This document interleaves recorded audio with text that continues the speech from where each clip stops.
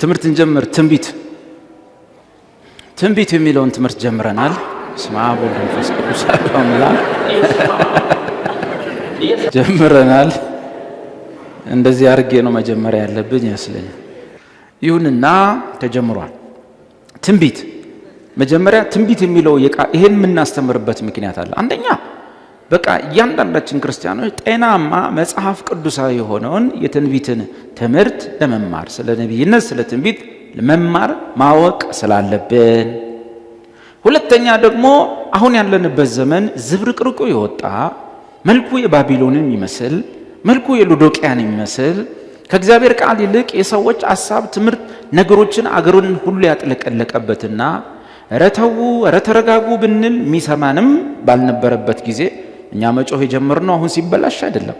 11 12 13 ዓመት በፊት ከኔ ጋር የነበራችሁ ሰዎች አሁን ትሰማላችሁ። ጆሮ ጭው የሚያደርግ ነገር ኢትዮጵያ ቤተክርስቲያኑ ትሰማላችሁ። ያን ጊዜ እንደዛ አይደለም። ያን ጊዜ አደብና ገደብ ነበረው፣ ግን እናገር ነበር። ጆሮ ጭው የሚያደርግ እዛ ቤት የዛሬ ስንት ዓመት ነው ያስተማርኩት ትንቢት የሚለውን 2004 ነው ጽሑፉ የተጻፈው።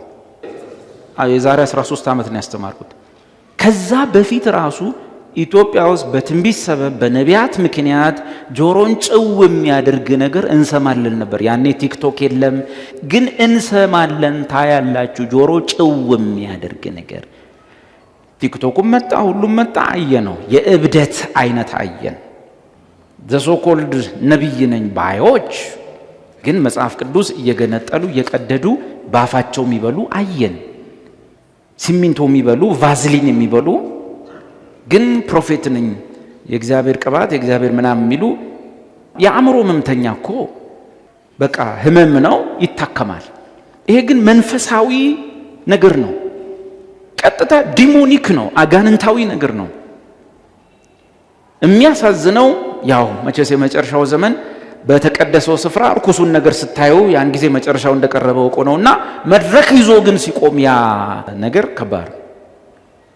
በጣራ ላይ የሚሮጡ አየን፣ በቆርቆሮ ላይ ሲሮጡ አየን፣ አባላቶቻቸው ላይ እግሮቻቸውን አርገው ሲጋልቡ አየን፣ ሲያስተምሩ አየን። ሙሉን ፕሮግራም ሰውየው ሽማግሌው ጎረምሳውን ነቢይ ተሸክመውት እሳቸው አህያ ሆነው እሱ ጌታ ሆኖ በአህያ ላይ ተቀምጦ የቸርቹ ሽማግሌ ላይ ተቀምጦ ሙሉ ስብከት ሲሰብክ አየን። ምን ያላየነዋል?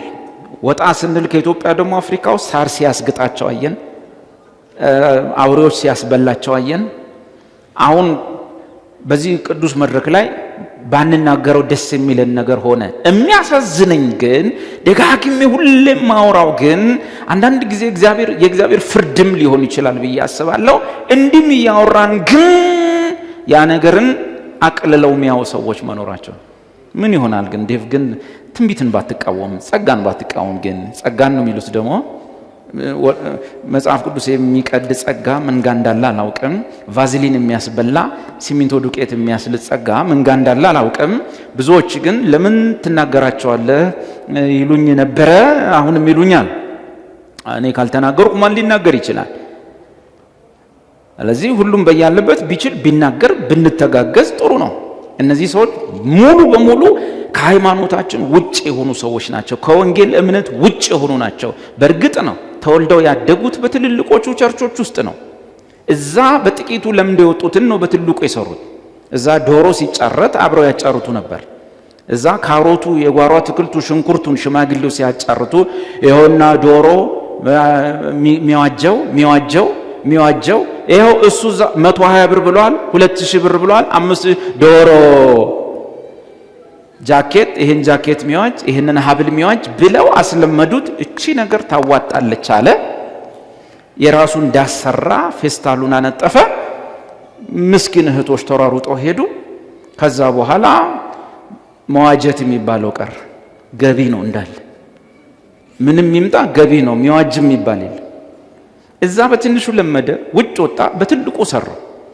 ብዙዎቹ በማጭበርበር ላይ ያሉ ልጆች ምንጣፍ ስር 100 ብር 200 ብር አስቀምጠው አሁን ጸልያለሁ ሲጨርስ ከምንጣፉ ስር ብር ታገኛላችሁ ብለው ይህን ያህል ንቀት ማለት ምን ያህል ደንዝ ናቸው ብለው ቢያስቡን ነው።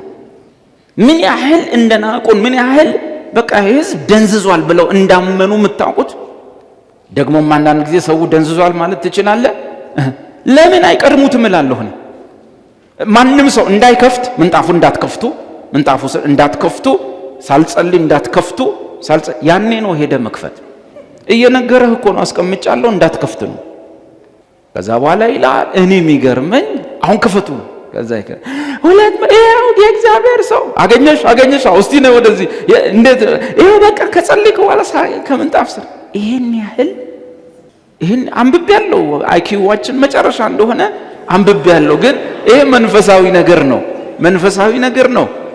መንፈሳዊ ግድ እኮ አይኪው አይጠይቅም እኮ። መንፈስ ቅዱስ በውስጣችን አለ። የአምላክ ልጆች ነን። ዓለም የመጨረሻ መሀይሞች ናቸው። ጭንቅላታቸው አይኪዋቸው ዜሮ ነው ቢለን እንኳ ይሄን ማሰብ እንዴት ያቅተናል? ይሄን ማሰብ ይሄ እኮ ቀላል ነገር ነው። በየትኛው የሐዋርያት አገልግሎት ውስጥ ነው እንዲህ አይነት አገልግሎት የነበረው? ይህ ጳውሎስ ነው ጴጥሮስ ነው ዘይት የሸጠው? ጳውሎስ ነው ጴጥሮስ ነው የተጸለየበት ጨርቅ የሸጠው? ጳውሎስ ነው ጴጥሮስ ነው ታምራቱን ወደ ገንዘብ የቀየረው? ማን ነው? ስለዚህ የምናየው ነገር እያስፈራን፣ የምናየው ነገር እያሳዘነን ለአንዳንዶቻችን አሁን እንኳን እንዲያወራው ቅር ያለው 9 ሰው 10 ሰው አይጠፋም። አሁን እንኳን እግዚአብሔር ይማራችሁ። አሁን ራስን ይማርህ ያለኝ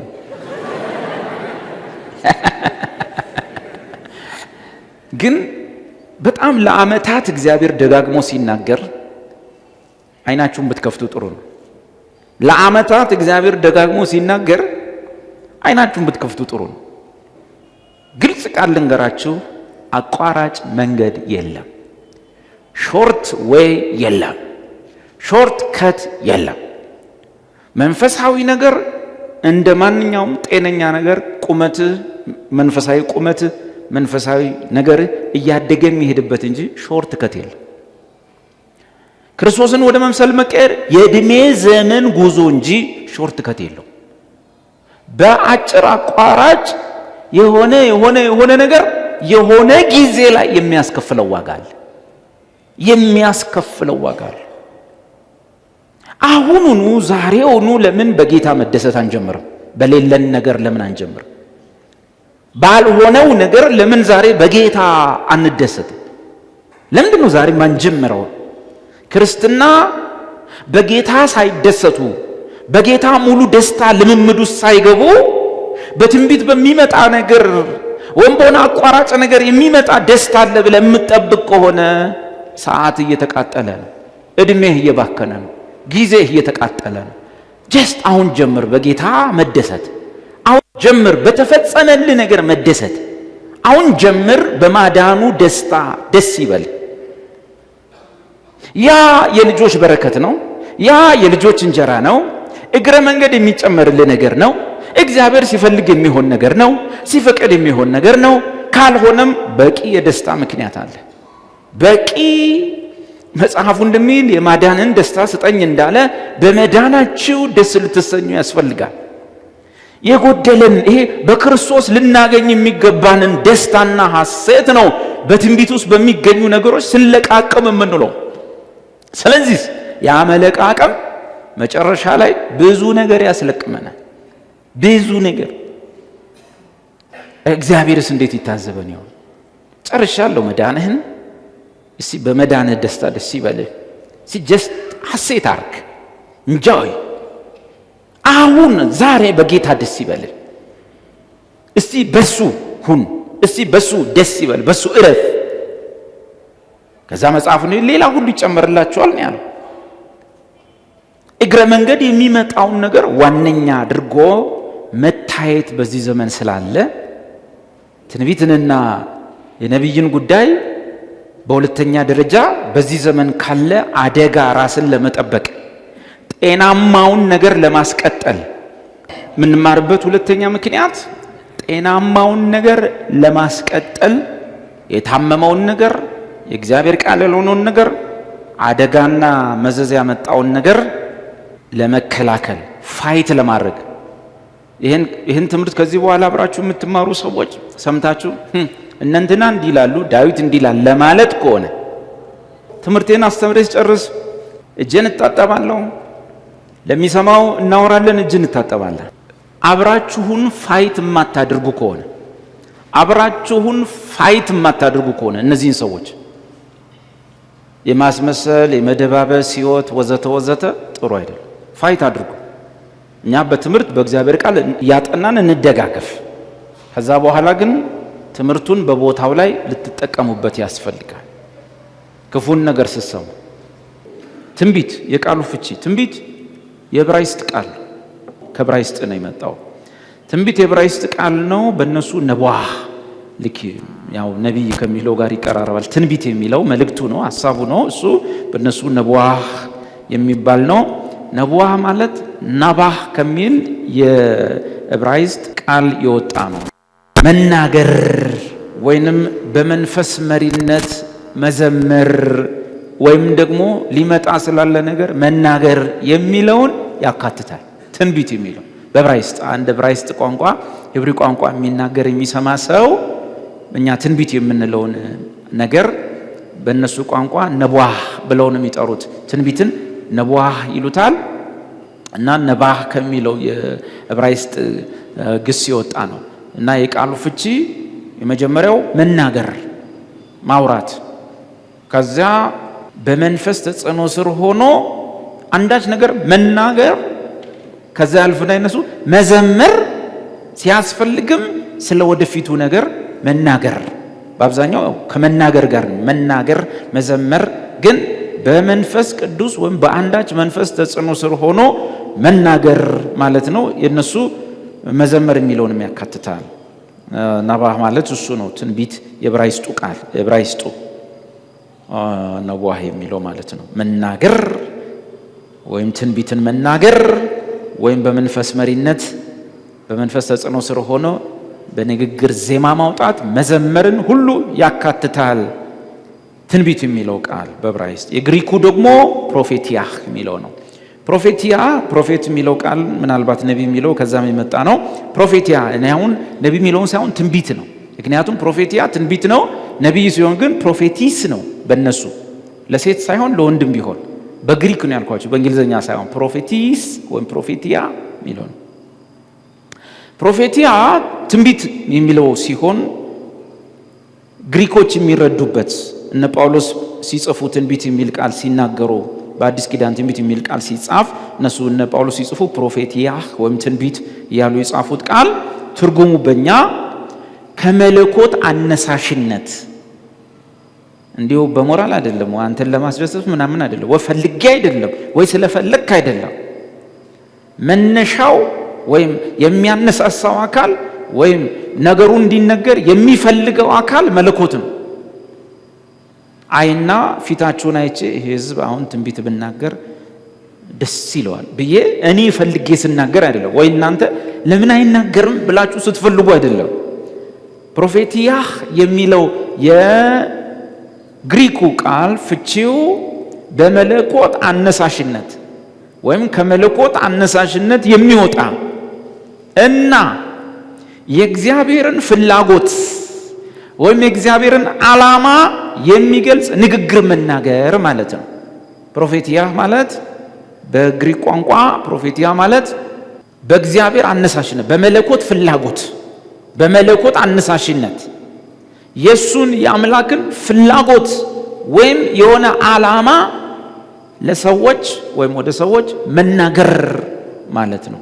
አንድ ግሪካዊ ሰው አዲስ ኪዳኑ የተጻፈው በግሪክ ስለሆነ አንድ ግሪካዊ ሰው ሲያነብ ፕሮፌቲያ የሚለውን ቃል የሚረዳው እሱ ስለፈለገ የሚወራ ወይ አውሪው ስለፈለገ የሚያወራው ሳይሆን በእኔ ህይወት ወይም በአንተ ህይወት ወይም በእኛ ነገር ላይ እግዚአብሔር የሚፈልገውን ሐሳብ የሚፈልገውን ነገር ከኔ ተነሳሽነት ከናንተ አነሳሽነት ሳይሆን በራሱ የእግዚአብሔር ጣልቃ ገብ አነሳሽነት መናገር ፕሮፌቲያ ይባላል። ይሄ ግሪካዊው ሰው ትንቢት የሚለውን ቃል ወይም ፕሮፌቲያ የሚለውን ቃል በመለኮት አነሳሽነት የእግዚአብሔርን ፍላጎት በሰዎች መናገርን በተመለከተ ያ ነገር ዓላማው ክፉዎችን ለመገሰጽ፣ በጎዎችን ለመምከር፣ የተቸገሩትን ለማጽናናት ወይም የተሰወረን ለመግለጥ ወይም የወደፊትን ክስተት ለመተንበይ የሚነገር ማለት ነው። እነዚህ ክፉዎችን ለመገሰጽ ይሆናል፣ መልካሞችን ለማበረታታት ሊሆን ይችላል፣ የተቸገሩትን ለማጽናናት ሊሆን ይችላል፣ ወይም ሊመጣ ላለ ነገር ስላለ ነገር መናገር ሊሆን ይችላል። አነሳሹ አካል ማን ብቻ ነው የሚሆነው? መለኮት ይሆናል። የሰዎች ፍላጎት፣ ስሜት እየታየ ሰውየው አምጦ አያመጣው። በመለኮት ፍላጎት አማካኝነት ክፉን ዓለም ለመገሰጽ፣ በጎን ነገር ለማበረታታት፣ ያዘኑትን ለማጽናናት አንድ ሰው ሳይፈልግ ወይ ሰው ስለፈለገ ሳይሆን በመለኮት አነሳሽነት መልእክት ሲተላለፍ ያ ፕሮፌቲያ ይባላል፣ በእኛ ትንቢት ይባላል። ይሄ በዕብራይስጥና በግሪክ የትንቢት የቃሉ ፍቺ ነው። ስለዚህ የዕብራይስጡ ቃል ናባህ የሚለው ምንድነው? በመንፈስ መሪነት መናገር፣ አንዳንዴም መዘመር፣ ግን አነሳሹ አሁንም በዕብራይስጥ መለኮት ነው። በግሪኩም ፕሮፌቲያ የሚለው ቃል በመለኮት ፍላጎትና አነሳሽነት ክፎችን ለመገሰጽ፣ መልካሞችን ለማበረታታት፣ ያዘኑትን ለማጽናናት ወዘተ አንዳች የእግዚአብሔርን መለኮታዊ ፍላጎት ወደ ሰዎች መናገር ትንቢት ይባላል ወይም ፕሮፌቲያ ይባላል። ነቢይ የሚለውን ደግሞ እንፍታ። ነቢይ የሚለው ቃል እሱ ደግሞ በዕብራይስጥ መጀመሪያ ነው። ቃሉ ከኦሪት ስለሚመጣ ብሉይ ኪዳን መጽሐፍ በዕብራይስጥ ነው። ኦልሞስት 98-99% ጥቂት በየቦታው የገቡ በተረፈ 99% ዕብራይስጥ ነው የተጻፈው። አዲስ ኪዳን ደግሞ በግሪክ ነው የተጻፈው፣ ምናልባት ከማቴዎስ ወንጌል ውጭ እና ከተወሰኑ እንትኖች ጣልቃ የሚገቡ ጽሑፎች ውጭ ግሪክ ስለሆነ አዲስ ኪዳኑ በጻፈበት በግሪክና በዕብራይስጥ የምናጠናው ለዛ ነው። ይሄ ትንቢት ነቢይ የሚለውን ቃል ምንጮቹ እነሱ ስለሆኑ እኛ ኢትዮጵያውያን መጽሐፉን ተቀባይ ነን፣ ብሉይንም አዲሱንም ተቀባይ ነን። ብሉይን እስራኤላውያን፣ አዲሱን በግሪክ ቋንቋ ተጽፎ ስለመጣ በእኛ በኢትዮጵያውያን በሚገባን መንገድ መተርጎም ስላለበት ነው ሁሌ የዕብራይስጡ እንዲላል የግሪኩ እንዲላል የሚባለው። ነቢይ የሚለው ቃል በዕብራይስጥ ቋንቋ ነቪ የሚለው ነው። ነቪ የሚለው ቃል እኛም እንግዲህ ነቢይ የሚለውን ከራሳችን አላመጣ ነው፣ ከአይሁዶች ወይም ከእስራኤላውያን የሚናገሩት ቋንቋ ሂብሪው የሚባለው ዕብራይስጥ የምንለው እኛ በሱ ቋንቋ ነው። ነቪ ማለት በእነሱ የሚጣራ ማለት ነው። የሚያወራ የሚጣራ ወይም ለመጥራት የተመረጠ በቃ ነቪ የሚባል የሚጣራ ወይም ለመጥራት የተመረጠ ማለት ነው። ሌላ ምንም ትርጉም የለውም በእነሱ ነቪ የሚለው ቃል። በግሪክ ደግሞ ፕሮፌቲስ ነው። በእንግሊሽ ፕሮፌቲስ ሲሆን ለሴት ነው አይደለ? ኖ ይሄ ግሪኩ ነው፣ ለወንዱም ጭምር ነው። ፕሮፌቲስ የግሪኩ ነው። እሱ ደግሞ አልፎ አልፎ ፍቺውን ነው የምላቸው። ነቢይ በግሪክ ቋንቋ ፕሮፌቲስ ሲሆን እንግሊዘኛው ፕሮፌት የሚለውን ከሱ ነው የወሰደው። አልፎ አልፎ ስለ ወደፊት ክስተቶች መተንበይ ጨምሮ ይህንን ያካትትና ከመለኮት ወደ ሰዎች መልእክት የሚያስተላልፍ ሰው እንዲሁም በዚህ መካከል ለሕዝቡ ጠበቃ ሆኖ የሚናገር ተናጋሪ ማለት ነው። ፕሮፌቲስ የሚለው የግሪኩ ቃል ማለት ነው። ለዚህ ፕሮፌቲስ ነቢይ በግሪክ ቋንቋ ሲሆን በአማርኛ ስንፈታው የወደፊት ነገሮችን መናገር ይጨምርና ነገር ግን ከመለኮት ወደ ሰዎች መለኮት የሚፈልጋቸውን ሐሳቦችና መልእክቶች የሚያስተላልፍ ሰው ሲሆን እንዲሁም ደግሞ በተጨማሪ ስለ ሕዝቡ ጠበቃ ሆኖ የሚቆም እና መልእክት የሚያስተላልፍ ተናጋሪ ማለት ነው። ስለዚህ ትንቢት ከላይ የተዘረዘሩትን ብዙ መንገዶች ለምሳሌ በመገሰጽ፣ በመምከር፣ በማጽናናት ወይም ወደፊቱን በመናገር እነዚህን ክስተቶች በትንቢት መልክ መናገር የትንቢት አገልግሎት ይባላል። የእግዚአብሔርን ፍላጎት በተለያየ መንገድ ለሕዝቡ መግለጥ የትንቢት አገልግሎት ይባላል። የሰውን ፍላጎት አይደለም፣ የሰውየው ፍላጎት አይደለም። ስለ ትንቢት መጽሐፍት እንኳን ጴጥሮስ ሲነግር ምንድነው ያለው? ትንቢት ከቶ በሰው ፈቃድ አልመጣም ይላል። ትንቢት ከቶ በምን ፈቃድ?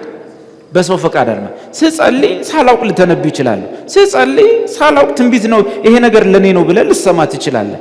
እኔ ግን ወይም አንተ ግን የግድ ለማናገር ሰውየውም የግድ ያንተን ፍላጎት ለማሟላት ለመናገር ሲጨናነቅ መስመር መተላለፍ ይመጣል። ሰዋዊ ነገር ይጀመራል። እግዚአብሔር የሚፈልገው ሳይሆን የሰዎችን ፍላጎት ማገልገል። ጳውሎስ ምን ብሏል? ሰዎችን ደስ ማሰኝ ከሆነ የእግዚአብሔር አገልጋይ ባልሆንኩ ነበር። ሰዎችን ደስ ለማሰኘት የማገልገል ወይንም የማከክ አገልግሎት ውስጥ እንገባለን። ሰው የሆነ የሚያሳክከው ነገር አለ፣ ኑሮ ሊሆን ይችላል፣ ወይ ችግር ሊሆን ይችላል፣ ወይ ገጠመው ነገር ሊሆን ይችላል። ያንን የማከክ አገልግሎት፣ ያለበለዚያ ህዝቡ ይሄዳል ይበተናል ብሎ የመፍራት ነገር። መጽሐፍ ቅዱስ ባስተምር፣ ቃሉን ባስተምር፣ መጽሐፍ ቅዱስ ምንድነው? መጽሐፍ ቅዱስ የጸና የትንቢት ቃል ሙሉ በሙሉ ማይጠረጠር ማይፈተሽ ሊወድቅ የማይችል ፈተና ውስጥ ሊገባ የማይችል ቼክ ልናደርገው ማንችል የጸና የትንቢት ቃል። ሌሎች ትንቢቶች ሁሉ ግን ምን የሚሆኑ ናቸው? የሚፈተሹ፣ የሚዳሰሱ፣ ቼክ የሚደረጉ፣ ሊጣሩ የሚችሉ ተጣርተው እንደ እግዚአብሔር ቃል አልሆን ሲሉ ደግሞ ቅርቃጩ ምን የሚሆን የሚደፋ ይሆናል ማለት ነው። ይሄኛውን ግን ጴጥሮስ ምን አለ? ይህ ቃል ከቶ አንደኛ በሰው ፈቃድ አልመጣም፣ ሁለተኛ የእግዚአብሔር ነቢያቶች እዚህ ውስጥ ይሄንን የጻፉልን ከ40 በላይ የሚሆኑ ሰዎች በመንፈስ ቅዱስ ተመርተው ሳይሆን ተነድተው ምን ያሳያል? ተነድተው ማለት አንዳንድ ነገር እነሱም ባይገባቸውም ራሱ በግድ እንዲጽፉ ይደረጋል። መነዳት ማለት ምንድነው? መነዳት ማለት ወደማትፈልገው መሄድ ማለት ነው። መኪና የሚሄደው ወደ ፈለገው ነው፣ ሹፌሩ ወደ በፈለገው።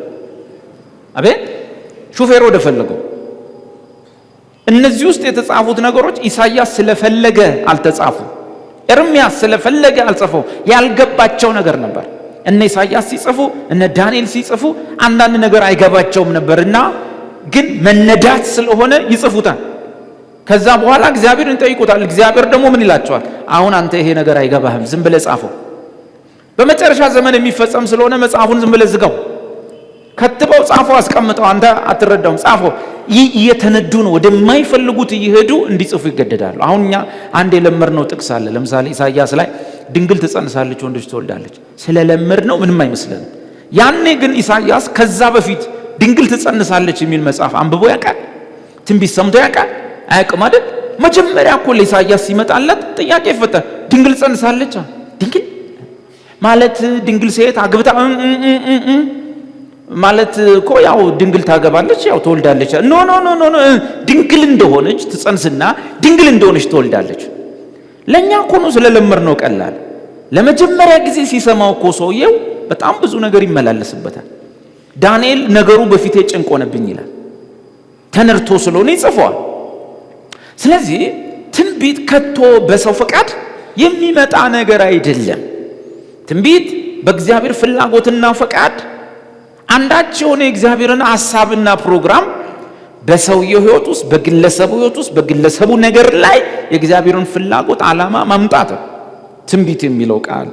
ስለዚህ በዛም ይሁን በዚህ የእግዚአብሔርን ዓላማ ፍላጎት በመገሰጽ በመምከር ሊሆን ይችላል፣ በማጽናናት ሊሆን ይችላል፣ በአንዳች ነገር ሊሆን ይችላል፣ ወደ ሰውየው፣ ወደ ማህበረሰቡ፣ ወደ ሶሳይቲው ማምጣት የትንቢት አገልግሎት ይባላል። ይህንንም የእግዚአብሔርን ፍላጎትና ዓላማ ያለማመቻመች ለሰው ፊት ባለማርላት ወይም የሆነ ካልኩሌሽን ሳይሰራ መልእክቱን የሚያደርሰው ሰው ደግሞ ነቢይ ይባላል። በግሪኩ ፕሮፌቲስ ይባላል፣ በዕብራይስጡ ደግሞ ነቢይ ይባላል። ይሄ ነቢያት ትንቢት የሚለው ነገር በክርስትና ሃይማኖት ውስጥ ብቻ ያለ አይደለም። የክርስትናው ሃይማኖት ትንቢትና ነቢይነት የሚለየው እውነተኛ ከሆነው አምላክ የሚመጣ በመሆኑ እንጂ ባዕድ እምነት የሚያምኑ በተለያየ እምነት ውስጥ ያሉ ሰዎችም ከሌላው ከጨለማው ዓለም የሚሰሙትና የሚቀበሉት መልእክት ወይም ትንቢት ደግሞ መልእክቱን የሚቀበል መልእክተኛ ወይም ነቢይ አሏቸው። ጨለማውም ዓለም የተለያዩ ሃይማኖቶችም ወዘተ የትንቢት ሥራ እንዳላቸው ማሰቡ ይጠቅማል። ለምንድን ነው ያን የምናስበው? እኛ ስጋ የመጣው የነሱ አይነት ነው የኛ የራሳችን ነው የሚለውንም ደግሞ ለማጥናት ይጠቅመናል። ለምሳሌ ዊኪፒዲያ ወይም ደግሞ ኢንሳይክሎፔዲያም ደግሞ ሄዳችሁ ይሄ የትንቢት አገልግሎት በክርስትና ሃይማኖት ውስጥ ብቻ ያለ አይደለም። አንድ ቃል ላንብላችሁ። አሁን ከዊኪፒዲያ ነው፣ ቅድም ነው የወሰድኳት እችን ፕሮፌትሁድ የሚለውን ወይም የነቢይነት አገልግሎት ወይም የትንቢት አገልግሎት ፕሮፌትሁድ has existed in many cultures and religions throughout history በታሪክ ውስጥ በብዙ ሃይማኖቶችና ባህሎች ውስጥ ትንቢትና ነቢያቶች ነበሩ ይላል። ኢንክሉዲንግ የሚያካትታቸው ሃይማኖቶች ሜሶፖታሚያን ሪሊጅንስ በሜሶፖታሚያ አካባቢ ወይም ደግሞ በአሁኑ ፋርስ፣ ኢራን፣ ኢራቅ ምናምን አካባቢ ያሉ የባዕድ እምነቶች የአጋንንት እምነቶች በሙሉ ነቢያትና ትንቢቶች ነበሯቸው። ዞራስትሪያኒዝም አሁንም በፐርሺያ አካባቢ የታወቀ ሃይማኖት ነው። መካከለኛው ምስራቅ ላይ የታወቀ ሃይማኖት ነው። ወደ ኢራን አካባቢ ነው ዞራስትሪያኒዝም የሚባለው እምነት። ነቢያትም የትንቢትም አገልግሎት አሏቸው። ጁዳይዝም ወይም የአይሁድ እምነት እሱ የታወቀ ነው። ብሉይ ኪዳን መጽሐፍን ከእውነተኛ አምላክ የተቀበሉ የእውነተኛው አምላክ ነቢያትም ትንቢትም የነበሯቸው ናቸው። ስለዚህ የጁዳይዝም ወይም የአይሁድ እምነትም ነቢያትና ትንቢት አሉት። ክርስቲያኒቲ የኛ ሃይማኖት ክርስትና ነቢያትና ትንቢት አሉት። ሙኒኪያኒዝም የሚባሉ ደግሞ አሉ። እነሱ ደግሞ የሩቅ ምስራቅ ሃይማኖት ናቸው። ምናልባት ኮሪያ ምናምን ያለ ባዕድ እምነት ነው፣ ወደ ሩቅ ምስራቅ ማለት ነው። ሙኒኪዝም፣ እስላሞች ነቢይ ያላቸው ትንቢትም አላቸው። እና ባሃይ ወይም ባሃይ የሚባል እምነት ኢትዮጵያ ውስጥም አንድ ጊዜ ገብቶ የት እንደገባ እናውቅም። ባሃይ የሚባል እምነት አለ። እሱም ነቢያትና ትንቢቶች አሏቸው። እና ቴሌማ የሚባልም ሌላ እምነት አለ። እነ ታኦይዝም፣ እነ ሽንቶይዝም፣ ቡዲዝም፣ ሂንዱይዝም እነዚህ ሁሉ ነቢያትም ትንቢትም አሏቸው። እዚህ አሁን በዊኪፒዲያ ላይ ወይም ኢንሳይክሎፔዲያም ጽፎታል። ሱዳ has existed in many cultures and religions throughout history በታሪክ ውስጥ including Mesopotamian religion, Zoroastrianism, Judaism, Christianity, Manichaeism, Islam, Baha'i faith and Telema እነዚህ ሁሉ ውስጥ ትንቢትና ነቢያት አሉ። እኛ ጋር ብቻ ነው ብላችሁ እንዳታስቡ ለማለት ነው። ይሄ ዓለም ያውቀዋል። ስለዚህ እዚህ ቤተ ክርስቲያን ውስጥ ሆነን የትንቢትን አገልግሎት ስናመጣ፣ ስንቀበል፣ ስናገለግልበት ወዘተ የኛ ትንቢት ከእግዚአብሔርና ከእግዚአብሔር ዓለም ለመሆኑና የተምታታ ነገር በጌታ ስም ላለመግባቱ ሁሉ ጊዜ ቁጥጥር ያስፈልገዋል። በዚህ በኩል አሁን የዘረዘርኩላችሁ የመካከለኛ ምስራቅ ሃይማኖቶች ነቢያትም የትንቢትም አገልግሎት አላቸው። እኛ ሀገር ያሉ ጠንቋዮች ራሱ እኮ እንደ ነቢይ ነው የሚያደርጋቸው። ስትሄዱ ወይም ሲሄዱ ሰዎቹም እንደሚላቸው ጎረቤትሽ አንድ ሴትዮ አለች፣ እሷ ነች ደሞን ቅጩን እዛ የምናውቃቸው ሰዎችም በደንብ ነው የምናውቅ።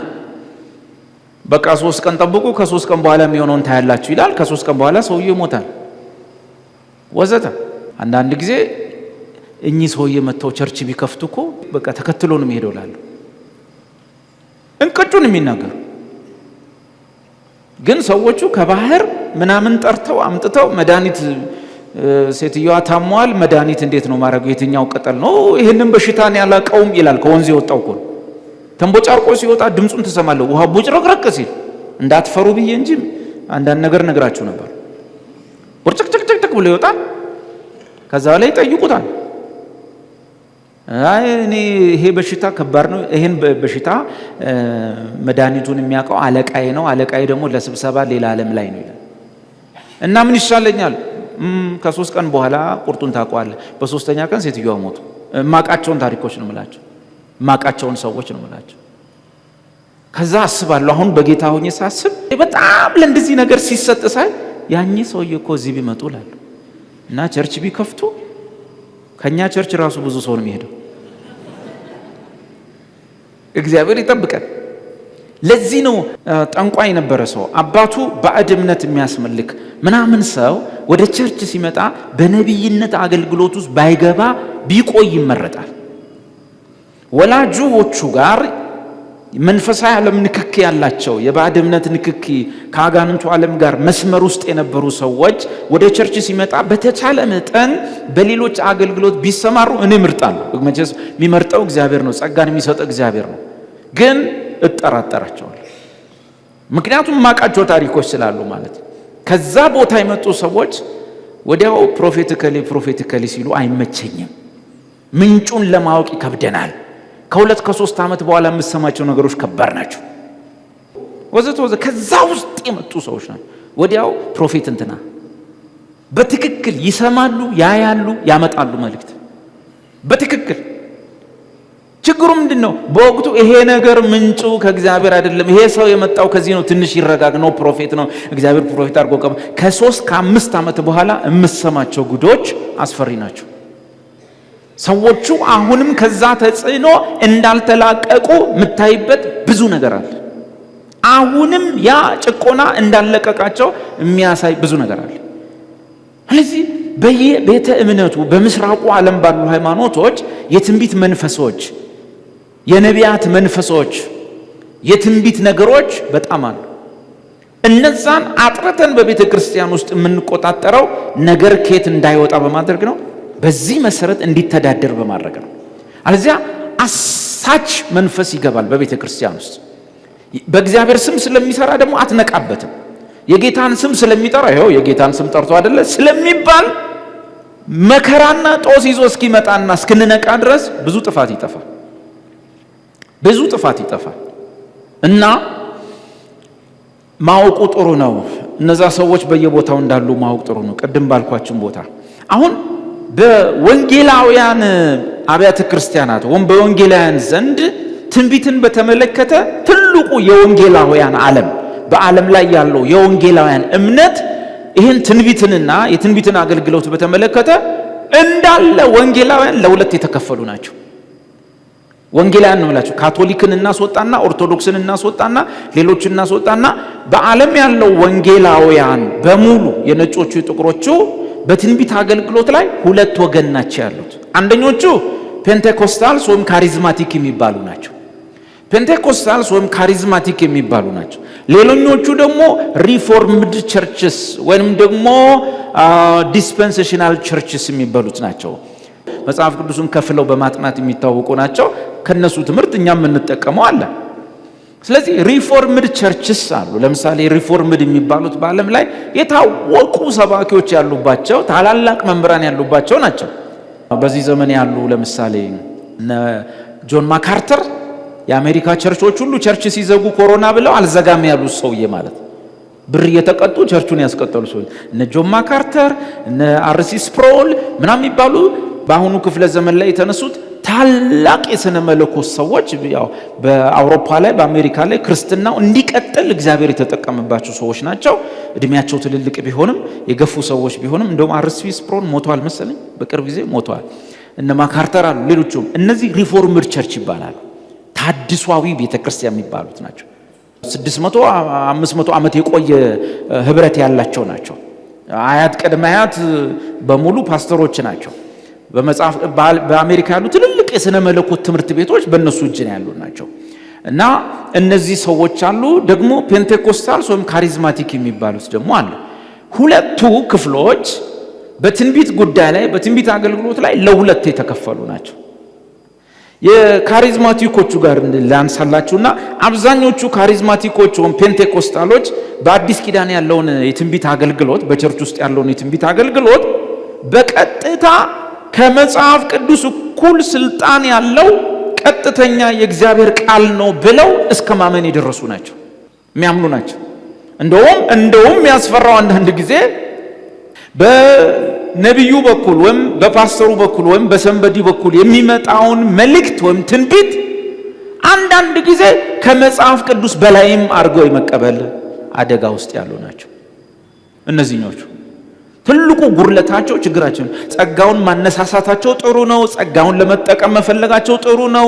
ለጸጋው መጓጓታቸው ጥሩ ነው። ጳውሎስም ትንቢት እንድትናገሩ ጸልዩ ብሏል። ይሄ ጥሩ ጎናቸው ሆኖ ሳለ የካሪዝማቲኮቹ ትልቅ ችግር የትንቢትን ቃል ወይም በቤተ ክርስቲያን የሚመጣውን የአዲስ ኪዳን የትንቢት መልእክቶች ከቅዱስ መጽሐፍ እኩል የማየት አንዳንድ ጊዜ ግን እኛ ስናይ ደግሞ ከዛም በላይ የማየት ለምሳሌ የሆነ ሰው ከእግዚአብሔር ቃል ጋር የሚጋጭ ትንቢት ለአንዲት እህት ቢነግራት ከዚህ ጋር የሚጋጭ ትንቢት ቢነግራት አይ እህቴ መጽሐፍ ቅዱስ ግን የሚለው ይሄንን ነው፣ በነቢዩ ደግሞ ያለሽ ይሄንን ነው እና ነቢዩ ያለው ልክ አይደለም ብትላት አሰማም። አይ እኔ ጌታ ተናግሮኛል በቃ እንደዚህ ነገር የለም ብላችሁ ታስባላችሁ? እንደውም አንዳንድ ሰው ዴቭ ፈራው። እሺ አይዞሽ የእግዚአብሔር ቃል እንዲህ ይላል አትፍሩ እኔ አምላካችሁ እንደሆንኩ እወቁ ይላል። እዚህ ላይ አይጥማቸውም። መሞት መሰለኝ። ቆይ እስኪ ከእግዚአብሔር ቃል አንድ ቃል ላንብልሽ። አልሞትም በሕይወት እኖራለሁ ተብሎ እንደተጻፈ አይጥማቸውም። ይህንን ቁጭ አድርጌ አትፍሪ ይልሻል እየሰማው ድምፅ እየሰማው አትፍሪ ይልሻል አለሁልሽ ይልሻል። ምን ማለት ነው? ቅድም በዚህ አንብቤ ምንም አልመሰላት። እስካሁን መልእክት እያወራሁ አይደለም። ስዘል ስነጥር ስረግረግ እየሰማው ነው። አንድ ጓደኛዬ ወደ አሁን መሀል ሀገር ነውና ወደ ያኔ ኦርቶዶክስ እንወጣ እሱም ካሪሲ አካባቢ ወጣ ነው ባሌ ጎባ አካባቢ ወጣ ዲያቆን። እንደኔው ከኦርቶዶክስ ከወጣ ለመጽሐፍ ቅዱስ ማስተማር ጀመረ። ከዛ ከሱ ጋር አብሮ የወጣው ደግሞ እሱ የሚያስተምረው ልጅ ደግሞ ነብይ ነኝ አለ። ሁለቱም ለአገልግሎት ሲጋበዙ ይሄ አስተምሮ ሲወርድ ሰው ሁሉ ይላል፣ ያ ይወጣል።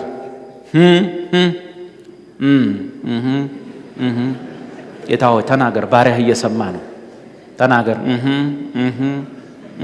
ሲል ሰው ምን እንደሚል ገና ሳይሰማ ማለት ነው። ከዛ ስንወጣ አለ እኔን ማንም ዞር ብሎ ያኛው እሱን ና ምሳን ጋብዝ ይሉታል። ለምሳ ይወስዱታል። እሱ ምርጥ ሆቴል ይያዝለታል። እኔን ማንም ዞር ብሎ ያኛው አስተምር ኤፌሶን አስጠንቻለሁ። ሰው አይጨርስም እንዴ ያ ልጅ አይወጣም እንዴ ይላሉ። ሶርዳ ላይ ያይመጣና ሲል ሰው ሁሉ ያሰበኑ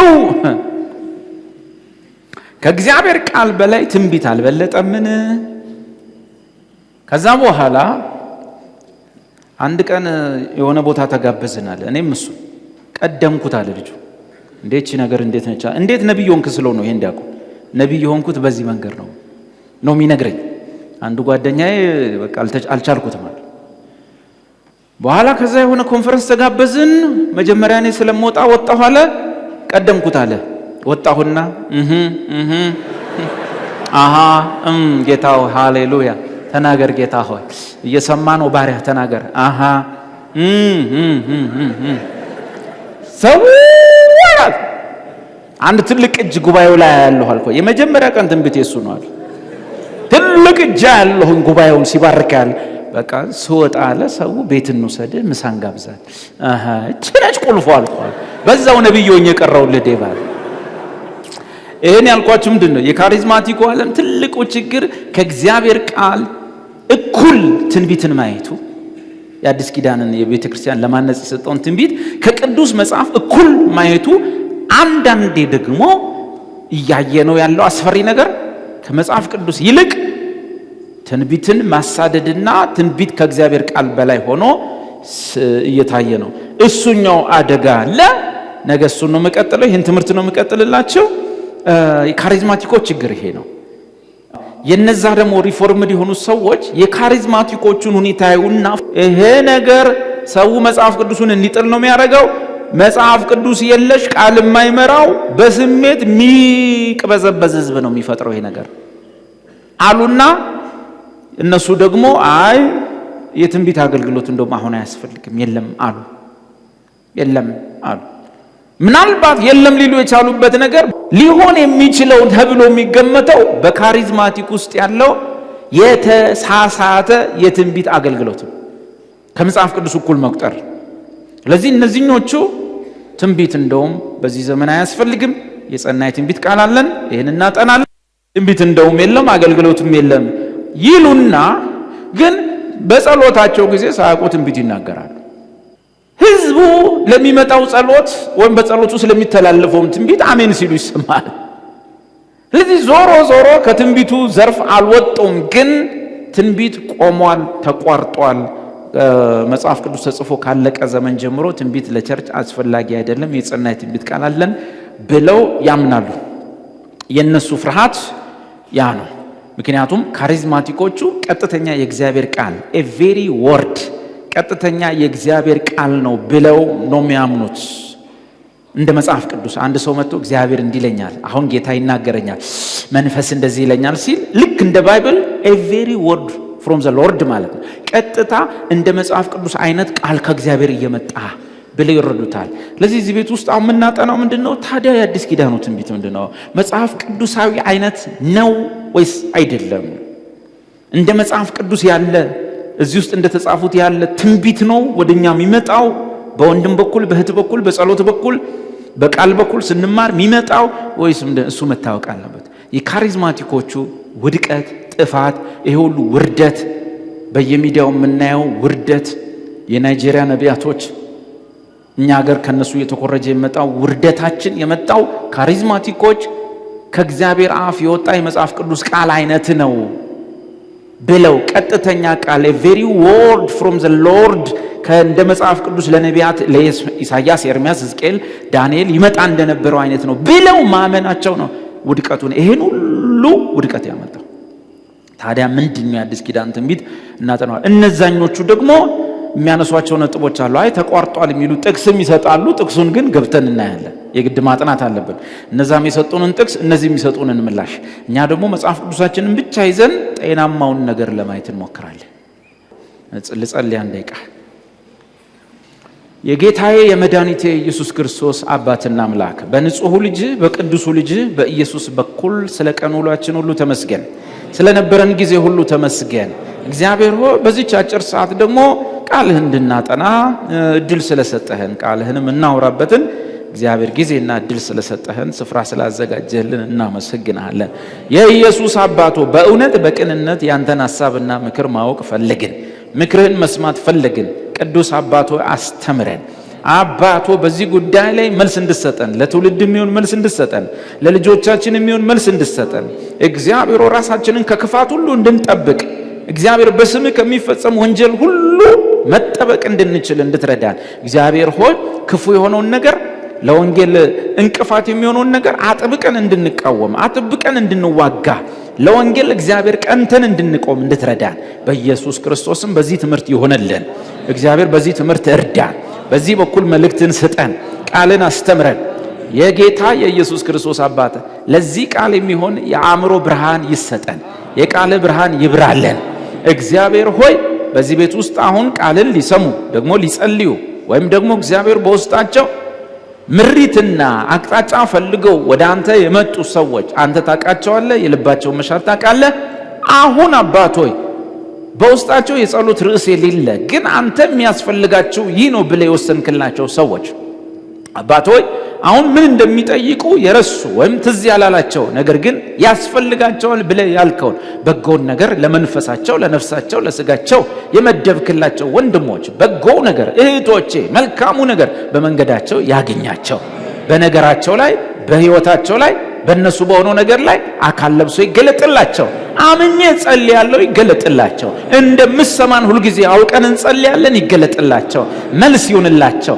እግዚአብሔር ሆይ ቀጥተኛ የሆነ እርዳታ እገዛ ይደረግላቸው። ካንተ መሆኑ የሚታወቅ ምህረት፣ ካንተ መሆኑ የሚታወቅ እርዳታ፣ ካንተ መሆኑ የሚታወቅ እገዛ፣ ካንተ መሆኑ የሚታወቅ ጣልቃ ገብነት በልባቸው ባለ ርዕስ ላይ የተገለጠ ይሆን። በልባቸው ባለ ርዕስ ላይ የተፈጸመች ትሆን፣ የተገለጠች ትሆን። መልሳቸው ትቸኩል በኢየሱስም። በጎነት ትቸኩል በኢየሱስም። ባርከህን የማትረካ እግዚአብሔር ሆይ፣ ሰተህን የማይጎልብህ እግዚአብሔር ሆይ፣ በአንተ ምክንያት እግዚአብሔር ሆይ በሕይወታችን ውስጥ በጎ ነገር ሁሉ ያገኘን አምላካችን ሆይ፣ አባታችን ሆይ፣ የኛ ደስታ ደስታ የሆነ የኛ ሐዘን ሐዘን የሆነ ቅዱስ አባት፣ ቸር አባት፣ ደግ አባት ሆይ፣ የማይጎርልብህ ሆይ፣ በእኛ ደስታ ደስታን የምታይ ሆይ፣ ሳቃችን የማያስከፋ አምላክ ሆይ፣ አባት ሆይ፣ በኢየሱስ ስም ለወንድሞቼ ደስታ የሚሆነው ይብዛ። ለእህቶቼ ደስታና ሰላም የሚሆነው የተረፈ ይሆን። ለሌሎች የሚበቃው ሁሉ ያገኛቸው። ጽዋቸው ሞልቶ እንዲፈስ በኢየሱስ ስም ጸለይኩኝ።